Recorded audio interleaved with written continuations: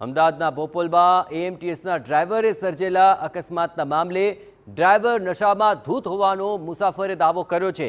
કંડક્ટરે પણ વાતચીતમાં આ વાતનો સ્વીકાર કર્યો। અકસ્માત બાદ પોલીસે ડ્રાઈવરને હોસ્પિટલમાં દાખલ કર્યો છે।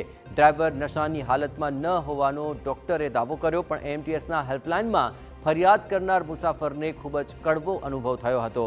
એએમટીએસ હેલ્પલાઇન પર ઉદ્ધતાઈ ભર્યા ઉડાવ જવાબ મુસાફરને આપવામાં આવ્યા। આ વાતચીતનો ઓડિયો પણ વાયરલ થઈ ચૂક્યો છે।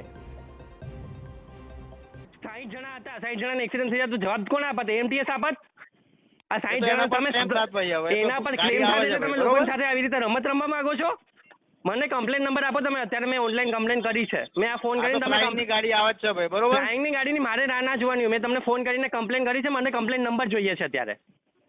મને ગોળગોળ તમે ના ફેરવો। એએમટીએસના ચેરમેનને ઓળખું છું, એએમટીએસના ચેરમેનનો નંબર આપો મને। તમે નંબર ના લઈ શકતા હો તો ઓળખો તો તમે કરી લો ને, પણ તમારી મને પાસે હોય તો। કમ્પ્લેન નંબર આપો। મારે જે રીતે જવાતું હોય ટોલ ફ્રી નંબર ઉપર કમ્પ્લેન કરીને એ રીતે હું આગળ વધી રહ્યો છું। મને તમે બોલો, મને નંબર આપો, જણાવો, રૂટ નંબર જણાવો, હા, તમારું નામ। TBO6 ગાડી નંબર 50 નંબરની ગાડી હતી, મેઘાણીનગરથી ગુમા ગઈ। હા, મેઘાણીનગરથી ગુમા ગામ।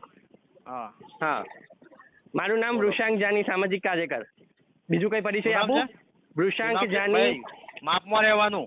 વૃષાંક સામાજિક જાની। કાર્ય કરતા હોય ને તો ઓવરલોડ નહીં કરવાનું તમારે ભાઈ, બી ઓવરલોડ નહીં માપે જ રહેવાનું, કરવાનું। બરોબર? તમને ત્યાં બેસાડ્યા છે શેના માટે? કે જનતાના જવાબ આપવા માટે। હા, તો હું ક્યાં જવાબ નહીં આલતો તને ભાઈ? તમે મને ઊંધું ચડાવો છો કે તારે ડ્રાઈવરનું મોઢું જોઈને બેસવાનું, ને ડ્રાઈવરનું મોઢું જોઈને મારે અરે મોઢું જોઈને બેસવાનું એવું તને